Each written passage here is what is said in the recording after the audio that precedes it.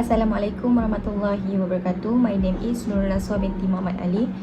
My matric number D1931289. So today I'm going to talk about chapter 9, which is consumer and business ethics. I will start with introduction of consumers as stakeholders. Consumers are obviously one of the most important stakeholders for any organization, since without the support of customers of some sort, such as through the demand for or purchase of goods and service, most organizations would be unlikely to survive for very long. So, in this chapter, we shall examine the challenge faced by corporations in dealing ethically with consumer in the global economy. The main corporate functions responsible for dealing with consumers are sales and marketing, and it is evident that these professions have long been subjected to a great deal of ethical criticism. All of the organizations that purchase or otherwise contract for the provision of goods and service from other organizations can be regarded as customers.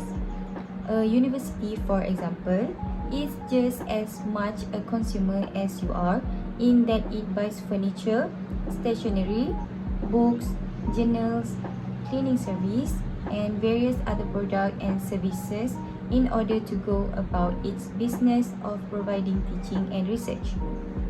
It has also become increasingly common for people to refer to department service in some way by other departments within the same organization as internal customers. Hence, whilst our main focus will be on private, individual consumers, such as you, we will also at times refer to the broader category that includes the whole chain to internal and external constituencies that receive goods or service through exchange. Okay, next, consumers as stakeholder. It is by now largely commonplace to hear the argument that businesses are best served by treating their customers well. Indeed, this is essentially one of the core tenets of business strategy, that organizations succeed by outperforming their competitors in providing superior value to their customers. Those companies that prosper in the marketplace are those that pay close and continuous attention to satisfying their customers. So, these are just a few of the many examples that are regularly revealed by media and by consumer groups and other watchdog organizations. The first one is multinational drug companies have been accused of exploiting the sick and poor by maintaining high price for life-saving pharmaceuticals and preventing the sale of cheaper generic drugs. Second, fast food and soft drink companies have been condemned for targeting children with unhealthy, high sugar, low nutrition products. And the third is banks and credit card companies have put their customers and even their own businesses at risk of financial ruin by offering easy credit to people already in serious debt. My name is Syamil Ali bin Abu. I would like to discuss about the ethical issue regarding marketing and the consumer. Firstly, most ethical issues concerning business-consumer relations refer to the main tool of marketing management, commonly known as the marketing mix: product policies, marketing communication, pricing approach, and distribution practice.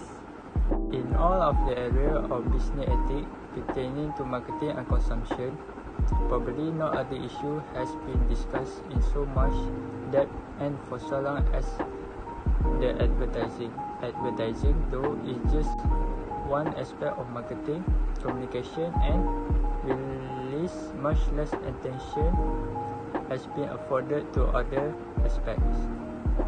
Ethical problems and issues also arise in respect to personal selling, sales, promotion, direct marketing, public relations, and other means of communication to consumer. Criticism of this practice has been intensive and varied, but can be usefully broken down into two levels: individual and social. At the level of individual consumer, critics have been mainly concerned with the use of misleading and deceptive practice that seek to create false beliefs about specific products to companies in the consumer mind, primarily in order to increase the propensity to purchase. At the social level, the main concern is with the aggregate social and cultural impact of marketing communication in everyday life. In particular, their role in promoting materialism and refining consumption. Looking first at misleading and deceptive practice affecting individual consumer, marketing communication are typically said to fulfill two main functions.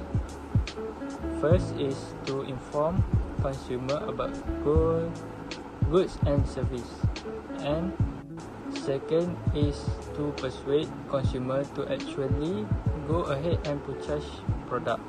Contextualizing business ethics, if such communication were just about providing consumer with information, then it could be suggested that the question of misleading practice is essentially one of assessing whether a particular claim is factually true or not. However, this perspective suffers from a number of shortcomings. Most notably, that marketing, along with mass human communication, does not only deal with straightforward declarative sentence of literal fact, and it is possible to mislead even when making statement of facts. Meanwhile, consumer deception is somewhat difficult to define in this respect, but it is largely concerned with acts whereby companies deliberately create false impression on the part of consumer to satisfy their own ends. It is one thing to make something appealing. After all, most marketing communication activities such as public relations and advertising is intended to show organization and their goods and service in their best possible light. However, when this involves creating or taking advantage of a belief that is actually untrue, then we start to move into the field of deception. As Boatwright suggests, deception occurs when the ability of people to make rational consumer choice is interfered by marketing communication that relies on false belief. For example, if your lecturer chooses to persuade you to read Crane and Martin book by suggesting that by doing so you will automatically get better marks in the end of semester examination, then we might consider that they had attempted to create a false belief in your mind. If a person of reasonable intelligence would be likely to believe the claim, then it could be suggested that this might impair your rational judgment about whether to read the book, and thus who constitute an act of deception. However, it is important to recognize that deception is not just about telling lies or even just about verbal claim. Assalamualaikum, my name is Nurul Shazwani binti Roslan, Nometric T201126665. I will continue about globalization and consumer, the ethical challenge of the global marketplace. Convergence in consumers' needs across different countries has been widely identified as one of the key drivers of globalization in business. Brands like Coca-Cola, McDonald's, Microsoft, Sony, and Toyota, among others, has been able to expand into multiple international markets after necessitating little if any adaptation in their products to local tastes and preferences. At one level, this development have clearly extended many of the issues identified in the previous section to an international context, and indeed have made a number of the problem more acute.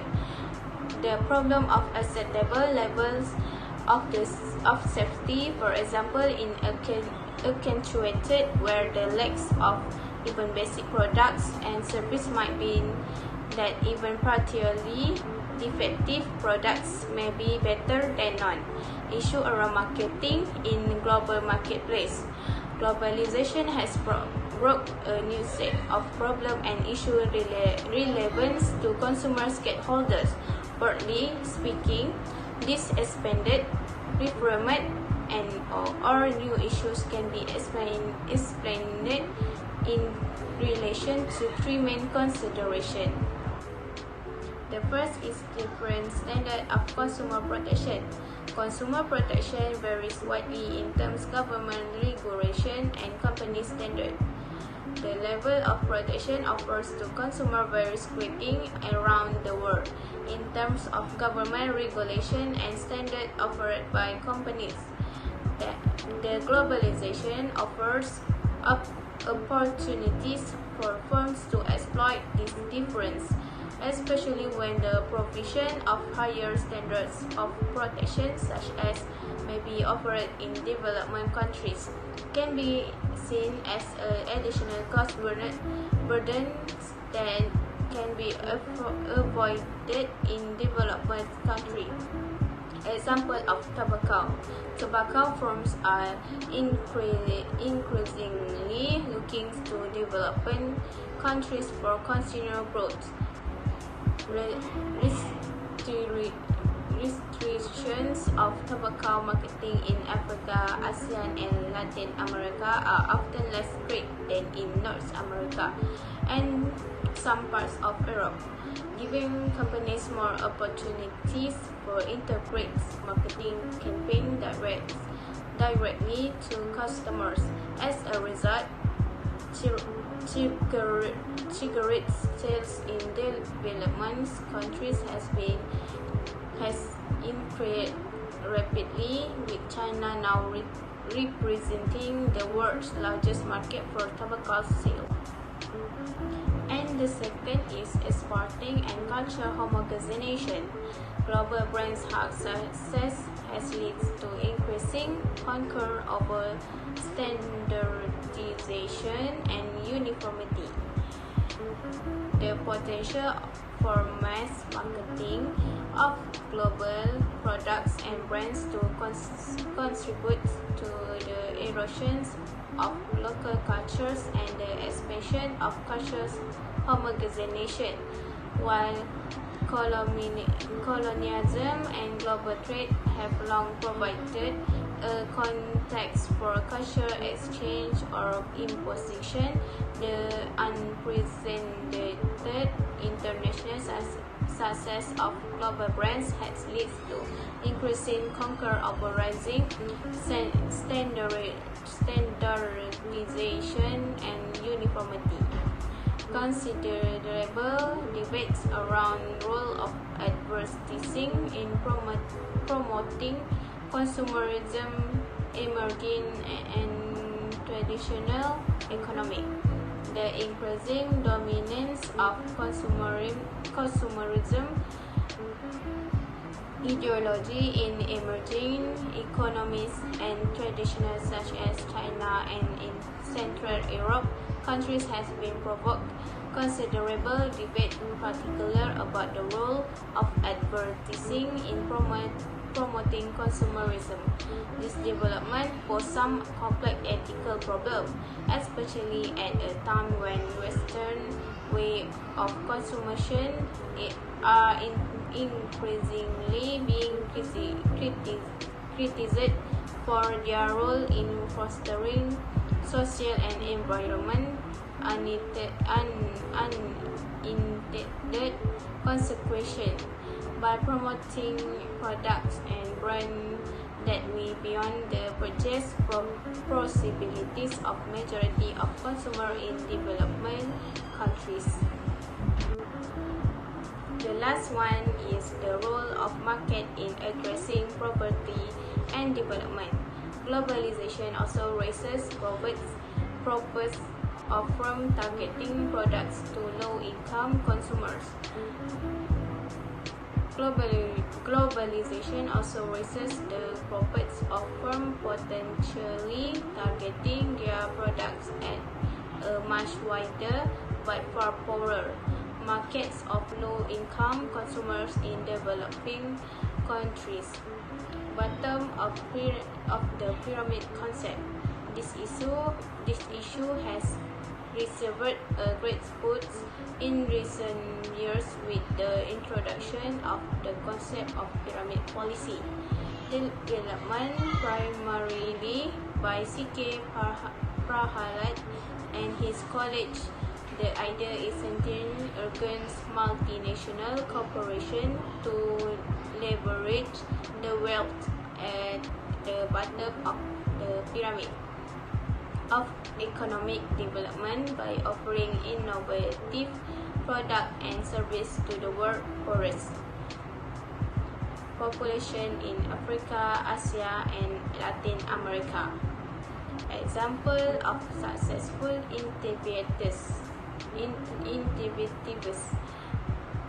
microcredit institution, the provision of microcredit service for poor entrepreneurs in the informal sector in Brazil by Banco Real. High Nutrition Yogurt Company. The launch of a high nutrition yogurt product for poor children in rural Bangladesh by the French food company Donate. One laptop per child.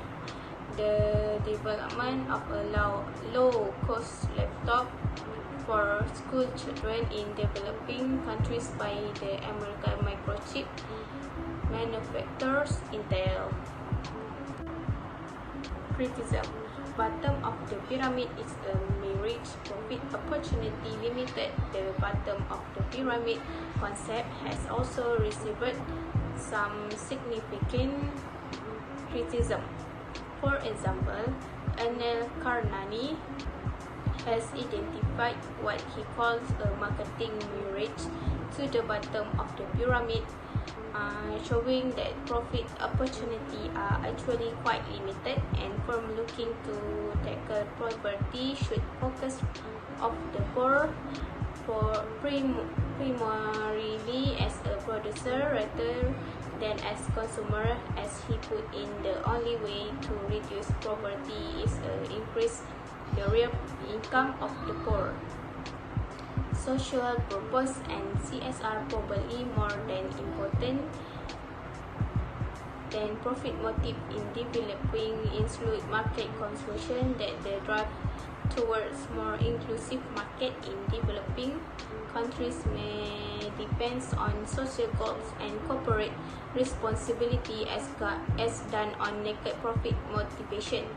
Some underlined by the relatively high proportion of non-profit social enterprises that have grown in this area. Assalamualaikum, my name is Raja Zanisha binti Razifra. Nombor kami di setelah bertugas 1149. My topic is consumer sovereignty. Consumer sovereignty and the politics of purchasing. Consumer sovereignty is an economic concept where the consumer has some controlling power over goods that are produced, and the consumer is the best judge of their own welfare. Consumer sovereignty in production is the controlling power of consumer versus the holder of such resources in what final product should be produced from their resources. Consumer sovereignty is welfare. Is the idea that the consumer is the best judge of their own welfare. 6 limited limitation of consumer sovereignty. 1. Equitable distribution of income. 2. Availability of resources. 3. Monopoly power. 4. Government restriction. 5. Retaining consumer. 6. Combined demand. 1. Inequitable distribution of income. Lower income consumers have limited options because of their lower income. Richer consumers have more the luxury of choice. Therefore, consumer sovereignty is limited by the unequal distribution of income. 2. Availability of resources. In theory, production should be able to produce goods that consumers demand. In reality, a country may not have the infrastructure, technology, or natural resources to be able to do so. 3. Monopoly power. Monopolists can override consumer sovereignty because there may not be other choice in the market. This also means the consumer has to purchase at the price decided by monopoly. 4. Consumer restriction. Government often impose taxes or subsidies to discourage or encourage the consumption of certain goods. In certain cases, government may supply or ban the production that products such as opponent. 5. Retail consumer. In economy, we assume consumer will always make a retail decision. However, in reality, this isn't always the case. Decision fatigue is an example of irrational consumer behavior. 6. Combined demand. Rarely do individual consumers have choice in effective price or decision of their production. It is the combined demand of many consumers that can only make a difference. Example, TopGyms.co is a company that manufactures men clothing. The company main product are casual jeans, and the creative department is currently working on a new line for summer. The marketing department recently conducted a market research project to be more familiar with the company target audience, and the study demonstrated that 65% of men who bought jeans weighed more than 200 pounds, equal to 90 kg. Thank you. My name is Putrina Shazwani binti Putra Abdulnisha, Metric D19312004. Sustainable consumption. What is sustainable consumption? One reasonable definition that is used by the European Environment Agency and a number of other organizations comes from the 1994 Oslo Symposium, which states that sustainable consumption is the use of goods and services that respond to basic needs and bring a better quality of life, while minimizing the use of natural resources, toxic materials, and emission of waste and pollutants over the life cycle, so as not to jeopardize the needs to further generations. Sustainable consumption is not just about the point of consumption, but also about a product's impact across its entire life cycle, from extraction to disposal. Step towards sustainable consumption.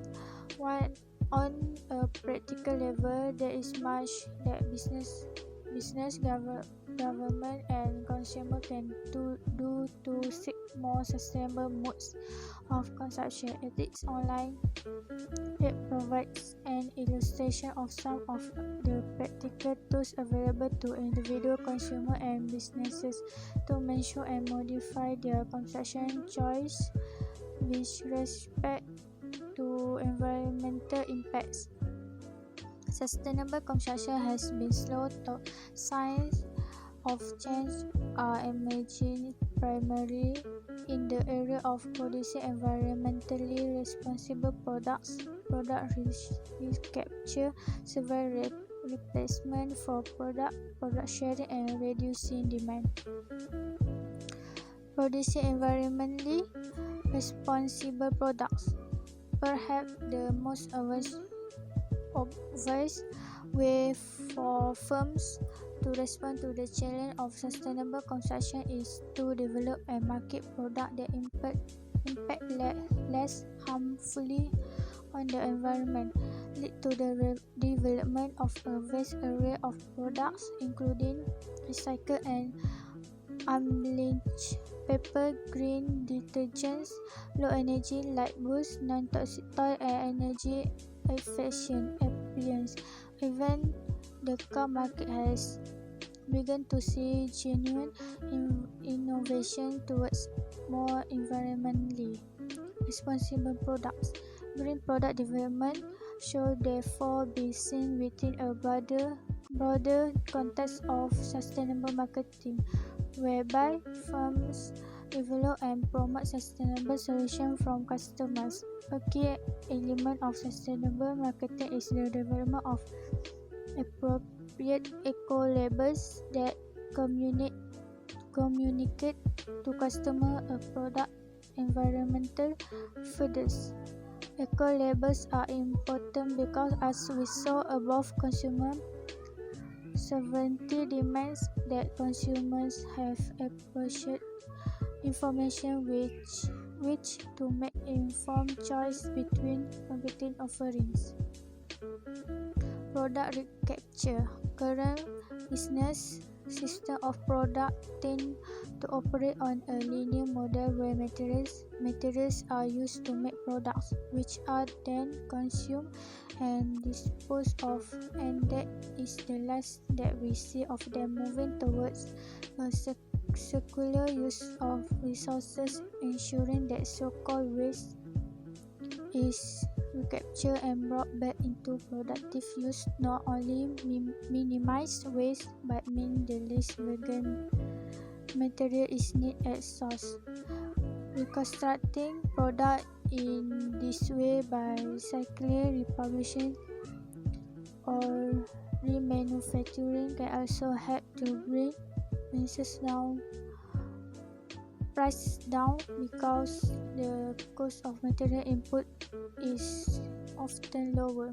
The challenge for companies is to design for recycling, reuse, and repair, and to establish channels that facilitate the flow of product recapture. Survey replacement for product. Replacing the sale of the product with an agreement to provide an ongoing service. Firms can sustainably reduce the amount of material goods being produced, as well as managing emissions and energy input more efficiently. Forms of product leasing, where the company maintains ownership but conducts servicing, replacement of one part, upgrading of obsolete elements, and ultimately replacement and redistribution. Product sharing. Another similar way of reducing consumption is for product to be shared by groups of consumers, thereby getting more use out of the same resources. Other inconvenience is a major disadvantage. Studies suggest that consumers welcome the savings in storage space, money, and the hassle of repair and maintenance, not to mention benefiting the environment. One area One area where this idea has particularly caught on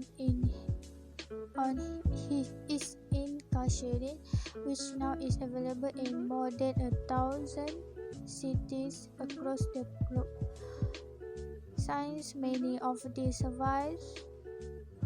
services are coordinated and managed on the internet, we have seen the rise of what is often referred to as the sharing economy. Sharing economy is an economic system built around the sharing of human and physical resources, reducing demand. The challenge of sustainability can only really be met if society accepts the people simply have to buy less stuff. It does not take much intelligence to work out that this idea tends to not to be too popular with business, not for the matter with customers of governments. However, there are some areas where deliberate reduction of demand has been actively encouraged. Demand reduction can also come from customers themselves, as a slightly different form of article consumption. Consumers choosing to go down the road of voluntary